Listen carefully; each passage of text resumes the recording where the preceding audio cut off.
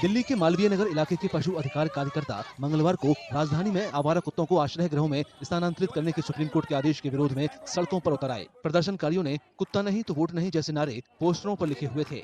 इन लोगों ने supreme court से अपने फैसले पर फिर से विचार करने की अपील की। आवारा कुत्तों को शेल्टर होम भेजने के फैसले को इन लोगों ने अन्यायपूर्ण बताया और कहा कि प्रभावी नसबंदी और टीकाकरण से कुत्तों के काटने से जुड़ी समस्याओं का समाधान किया जा सकता है।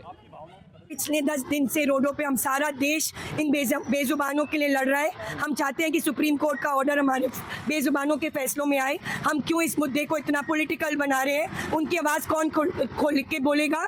जो भी मुद्दा है, जो भी प्रॉब्लम है, उसको बैठ के सॉल्व किया जा सकता है। नसबंदी है, वैक्सीनेशन है, एमसीडी को पुल अप करनी पड़ेंगी अपनी स्ट्रिंग्स, ताकि ये प्रॉब्लम्स आगे ना आए। हम इतने दिनों से रोडों पे दिन रात लगे हुए हैं, हमारी सरकार हमें क्यों नहीं सुन रही? अगर स्ट्रीट डॉग नहीं तो हमारी धरती नहीं है। इंसान किसके लिए एक चैन की नींद लेता है रात में?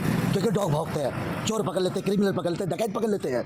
अगर डॉग हटाया जाएगा तो डॉग के इंसान के ऊपर बहुत बड़ी बला आने वाली है।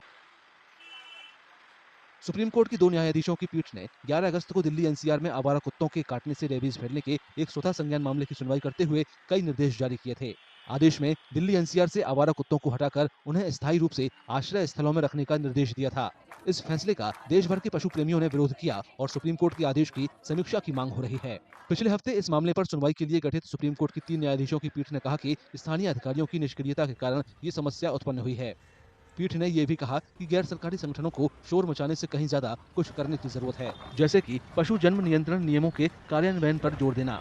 अदालत ने कहा कि हस्तक्षेप याचिका दायर करने वाले सभी लोगों को जिम्मेदारी लेनी होगी। 3 जजों की पीठ ने 2 न्यायाधीशों की पीठ के फैसले पर रोक लगाने की याचिका पर फैसला सुरक्षित रख लिया था।